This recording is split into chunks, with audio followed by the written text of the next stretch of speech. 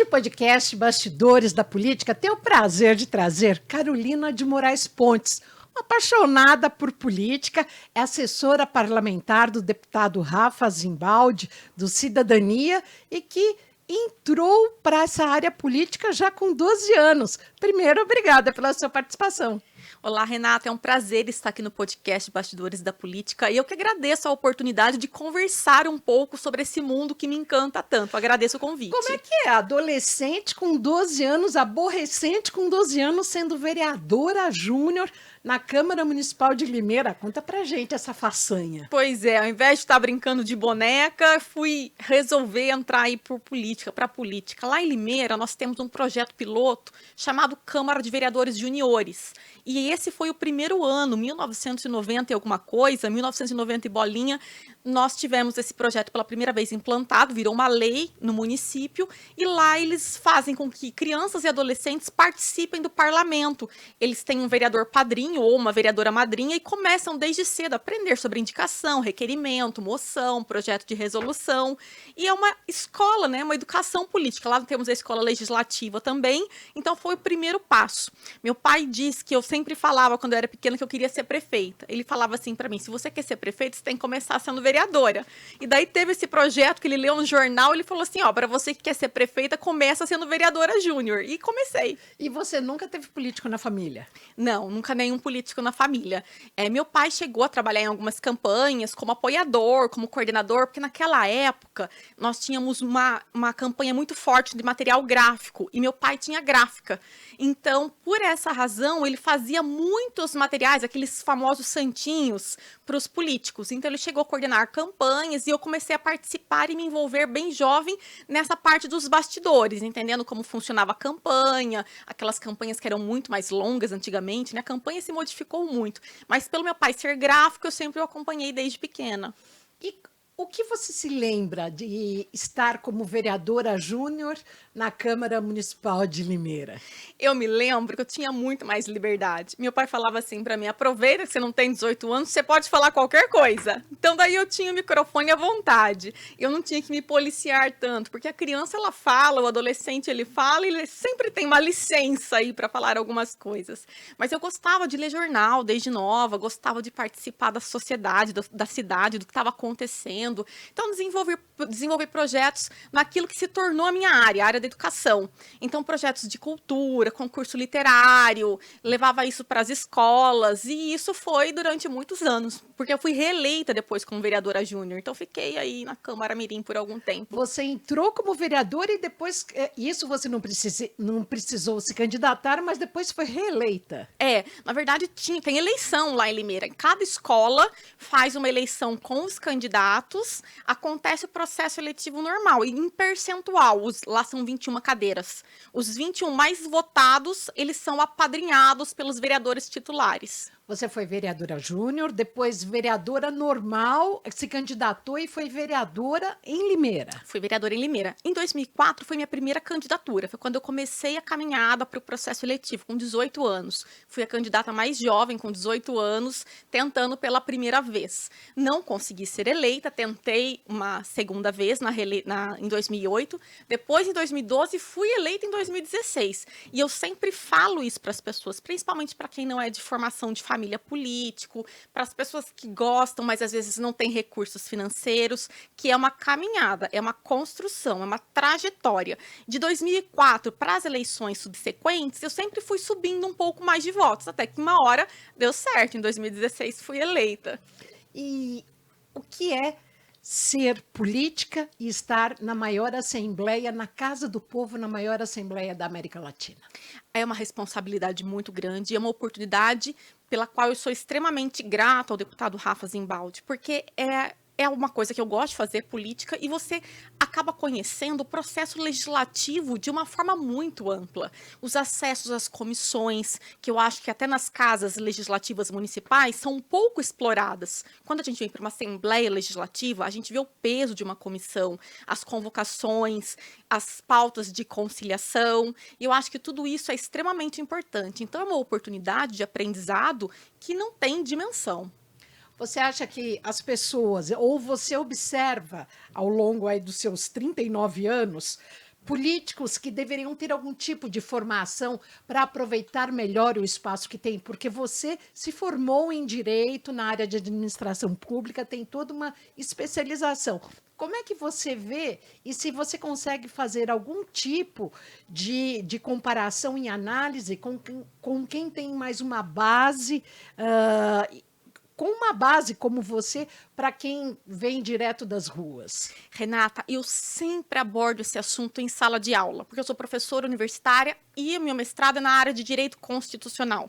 E eu sempre falo muito sobre essa questão da representatividade, porque é muito comum nós ouvirmos, para ser vereador, para ser deputado, tinha que ter pelo menos uma formação, você tinha que ter uma faculdade. Mas daí eu falo para as pessoas que se nós voltarmos, nós faríamos um retrocesso, limitando a questão de quem pode participar do processo eletivo. E isso é muito prejudicial para a democracia.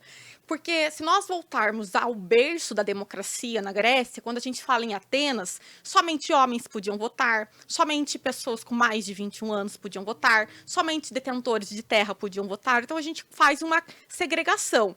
Então eu participo, eu defendo que todos devam participar do processo eletivo, votando ou sendo candidato. Agora, a questão de você ter o preparo é um movimento que tem que acontecer do próprio político ter noção que a responsabilidade dele vai ser mexer com leis. Então, ele precisa se aprimorar. Mas o candidato que vem do movimento social, que vem das ruas, é responsabilidade dele buscar esse aprendizado, buscar se inteirar mais para poder produzir políticas públicas, para poder fiscalizar, para poder legislar e, é lógico, contar com uma boa assessoria técnica. E é isso que você faz aqui no gabinete do deputado Rafa Zimbaldi? Eu faço bem a parte da assessoria técnica. Eu tenho o privilégio de, por ser da área política, fazer um pouco também da política, visitar cidades, conversar com vereadores, porque é até interessante. Eu conheci o deputado Rafa Zimbaldi nessa circunstância. Eu era vereadora e ele era deputado estadual. E daí eu fui procurá-lo para a questão de emendas parlamentares e fazer aquelas conexões que são tão importantes para quem é vereador. E assim eu fui conhecendo mais o trabalho do deputado.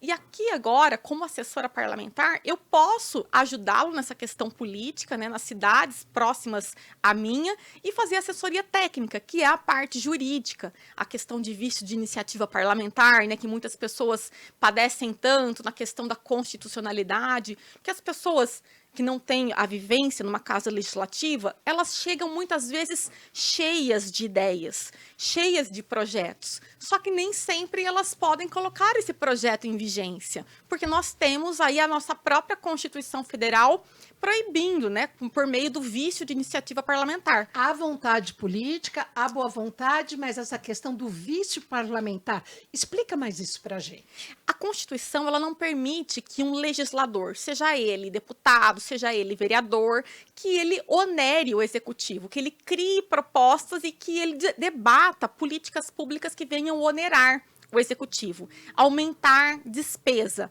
Então, por conta disso, o parlamentar ele fica muito engessado.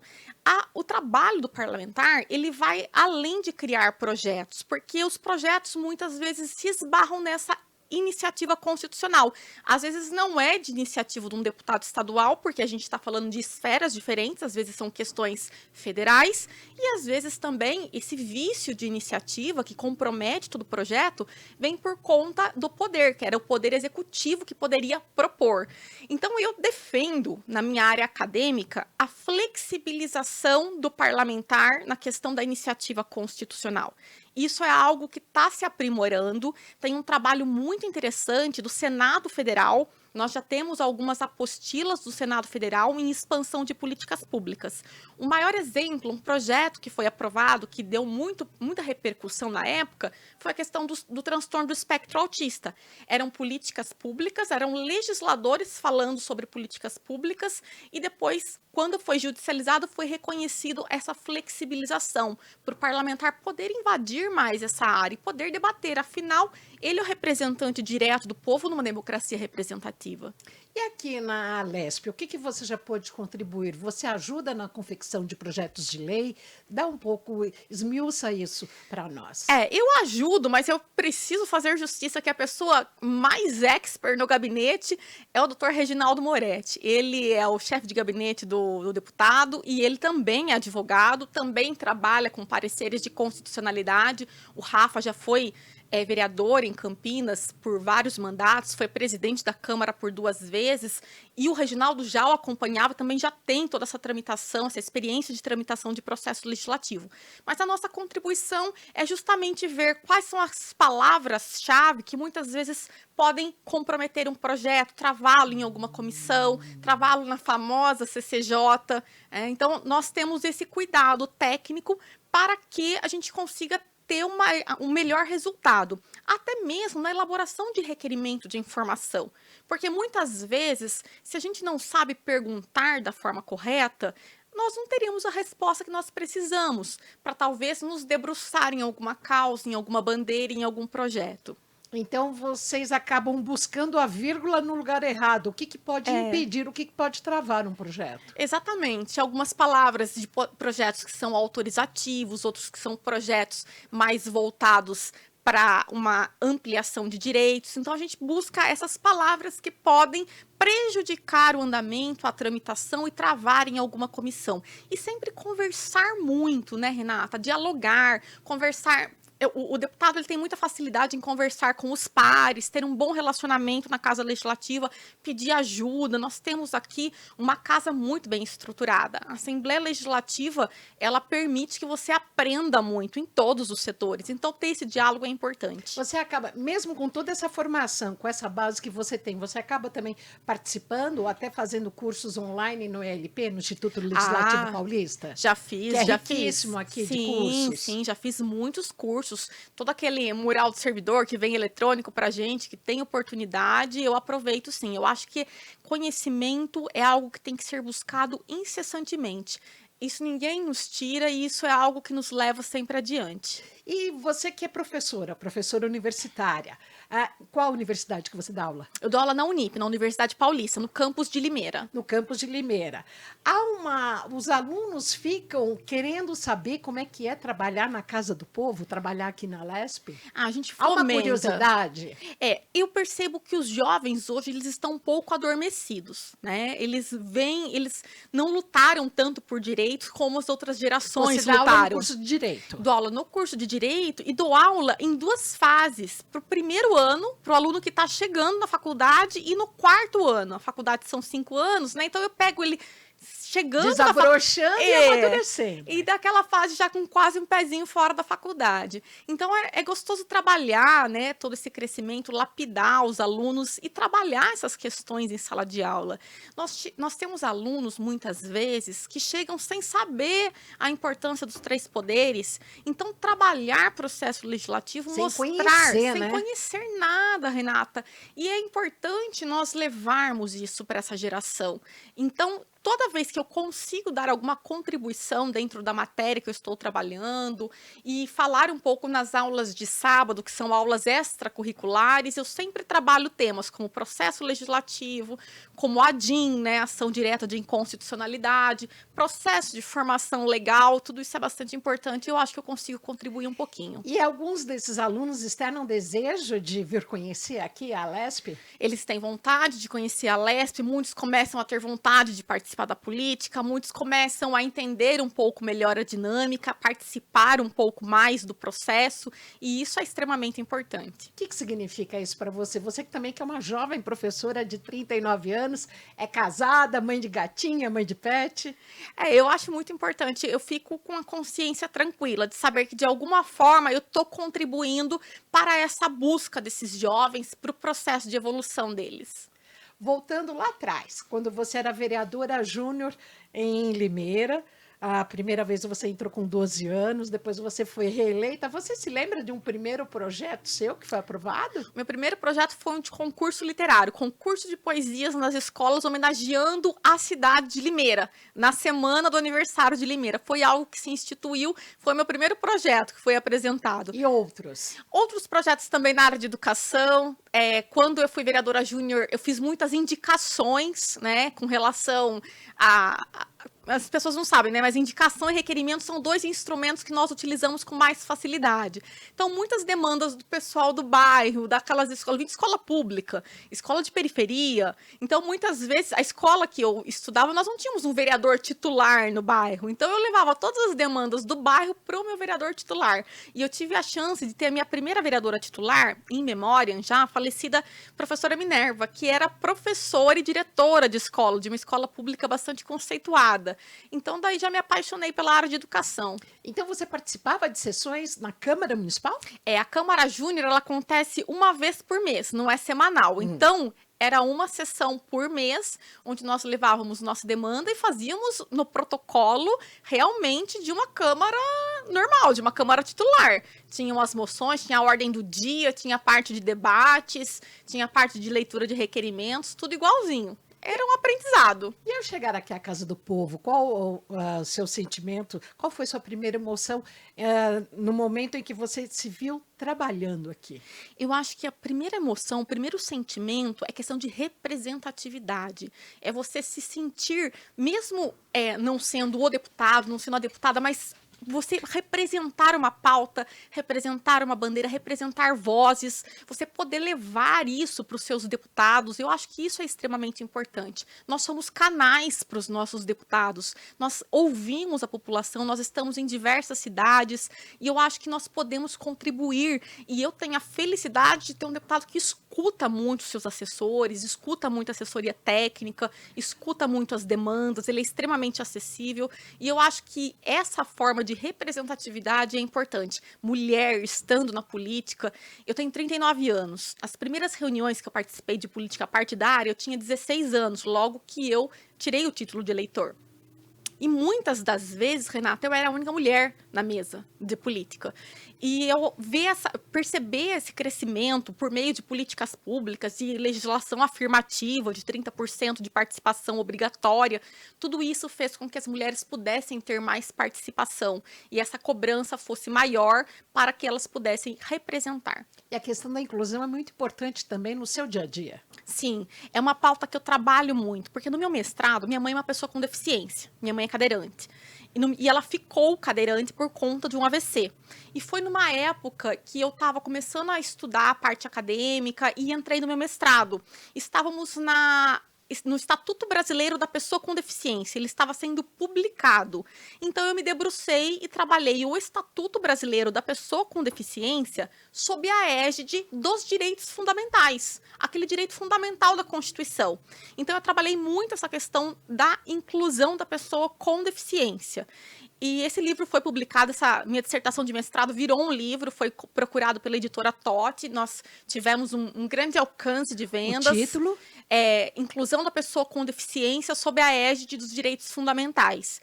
E essa matéria de inclusão sempre foi bastante importante para mim. E aliado à bandeira da educação. Eu acredito piamente que educação transforma vidas. Eu tive essa experiência, essa vivência comigo mesmo. Eu vim de uma família muito simples, muito humilde.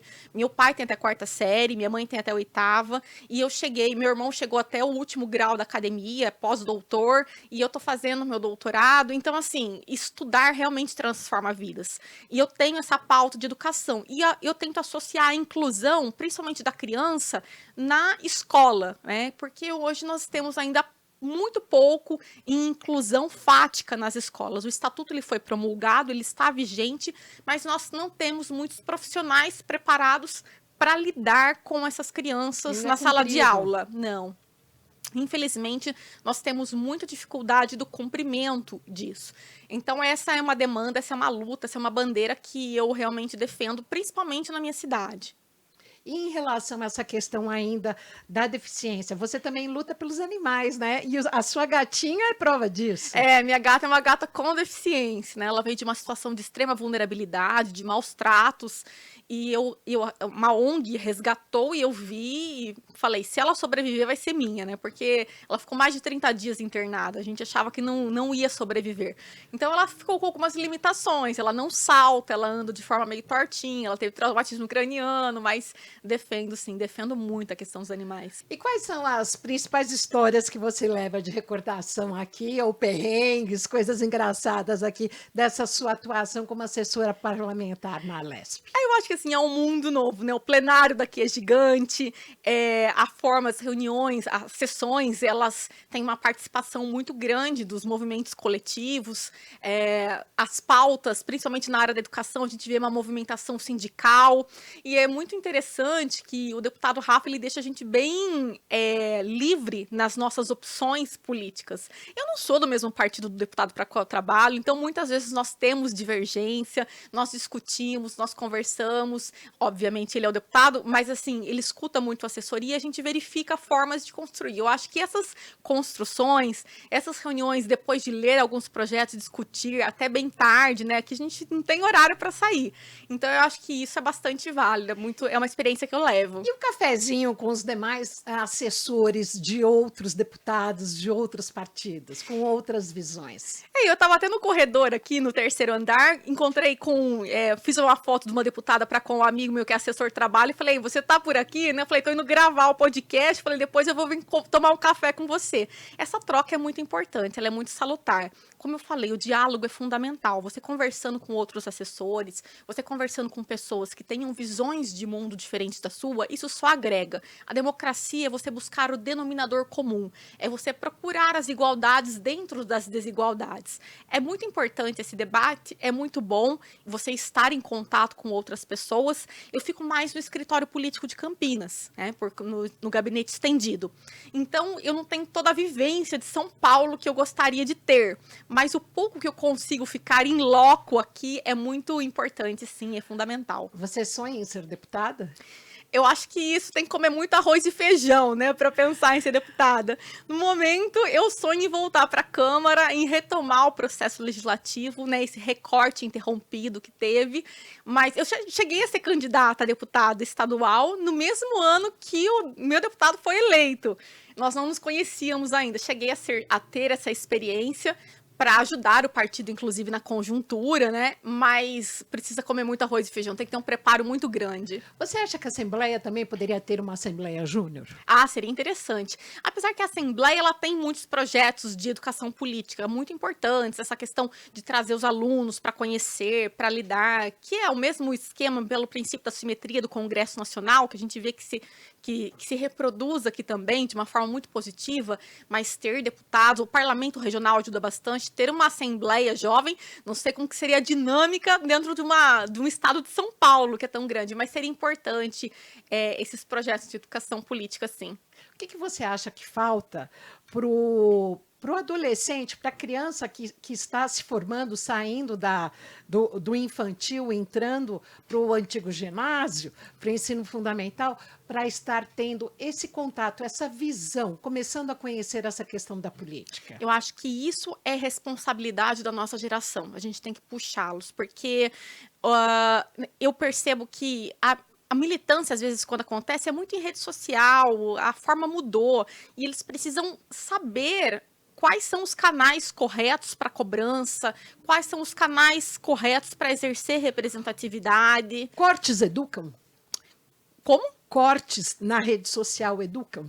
Olha, eu acho que depende do que você vê na rede social. Eu falo no primeiro dia de aula, que eu entro na faculdade, eu sei que a linguagem deles é rede social, eu coloco todas as arrobas de tribunais de justiça, de CNJ, de STF, de STJ, da Alesp, e coloco esses canais falando assim, é rede social que você quer? É na rede social que você está? Então veja matéria e conteúdo de qualidade. Porque hoje a Assembleia está na rede social, a Câmara dos Deputados está na rede social, então busquem conteúdo de qualidade. Então eu acho que essa orientação para o jovem, você mostrar onde estão esses canais de acesso, porque a questão as plataformas mudaram, mas as pautas estão aí, o conhecimento está aí. Eu acho que o trabalho feito em rede social dessas instituições para mostrar, para dar o princípio para esse pessoal, isso é muito importante. É porque hoje, quando eu lhe perguntei se corte educa, é que a moçada hoje só se baseia na rede social, não lê. A questão da imprensa também, hoje não tem mais a imprensa, o jornal, o escrito. Foi para a plataforma eletrônica. Foi para a plataforma eletrônica. Aí tem que pagar assinatura, a minoria paga. Então, hoje em dia, se tem a informação através dos recortes. Sim. Dos recortes que são apresentados em redes sociais. Sim. E às vezes são os recortes certos ou aqueles que são duvidosos. Então, por isso que eu te pergunto se recorte educa. Eu acho que dá o primeiro passo. Eu acho que é aquele conhecimento raso, aquele primeiro contato. É aquilo que o jovem vai ter o contato e vai falar assim, nossa, me interessei sobre esse assunto. E daí, sim, buscar se aprofundar nisso. Hoje, a gente percebe que um jovem tem uma dificuldade gigante em fazer uma leitura de um livro completo.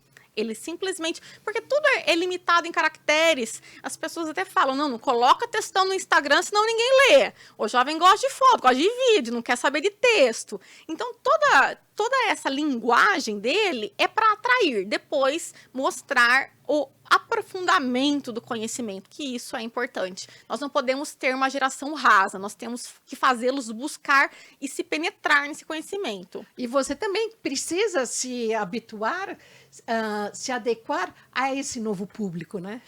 Eu tenho dificuldades, eu já falo que eu já não sou tão expert em rede social, não. Eu sei fazer o story no Instagram e olha lá. Tenho essa dificuldade com tecnologia, né? Mas os jovens agora, essa geração que está vindo, eles se comunicam muito bem, né? Eles usam essas ferramentas, essas plataformas com muita facilidade. Mas a gente tem que se adequar. Até na faculdade tem agora uma disciplina que está sendo incorporada, que é letramento digital.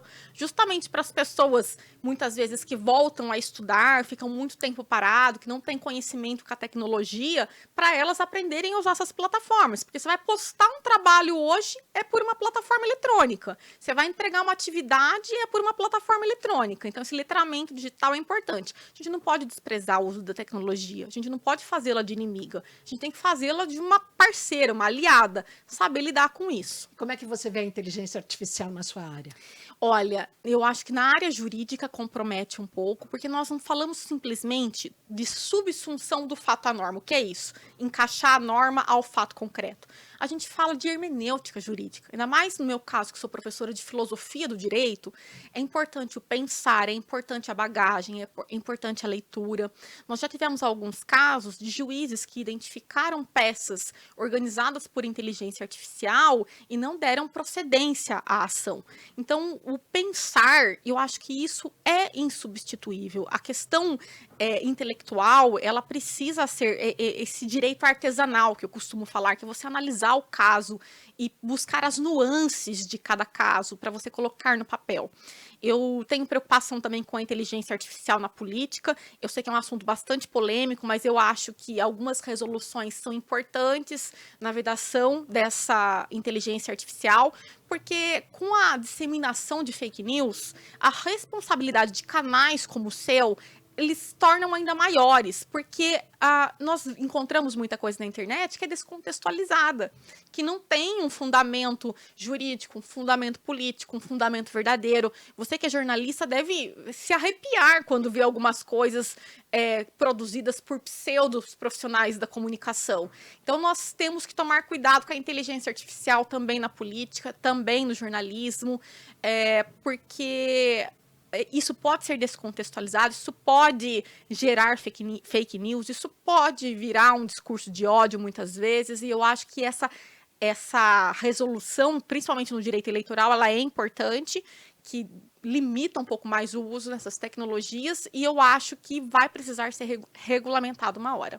E você fala dessa questão da inteligência artificial com os alunos? Falo, em algumas circunstâncias, falo bastante. Por exemplo, em filosofia do direito, nós temos um filósofo chamado Jürgen Habermas, que ele trabalha a teoria do agir comunicativo. Inclusive, ele vem sendo muito utilizado pelas Supremas Cortes para justificar e dar suporte à questão de legislação, na questão de discurso de ódio, na questão de fake news. Então, sempre que há essa provocação, sempre que há essa oportunidade, a gente conversa assim. E por ter toda essa abertura, essa jovialidade, você ganhar pontos junto aos alunos frente aos demais professores, aos demais docentes? Isso acontece até o momento da prova, né? Hoje é um dia que eu vou aplicar a prova na faculdade. Daí, depois que saem as notas, parece que perde um pouco aquele brilho, mas depois a gente recupera. E eu tento fazer assim, eu não sei se eu levo mais pontos que os outros professores, mas eu tenho um canal de comunicação com os jovens bastante importante, que eu valorizo muito, que eu gosto muito, porque eu tento falar a linguagem deles mesmo. Carolina, muito obrigada pela sua participação aqui no podcast Bastidores da Política. Eu que agradeço a oportunidade, Renato. Foi um prazer estar aqui com você. Hoje nós tivemos o prazer de conversar aqui com a assessora parlamentar do deputado Rafa Zimbaldi, do Cidadania, aqui na Lesp, com Carolina Pontes. Até logo mais.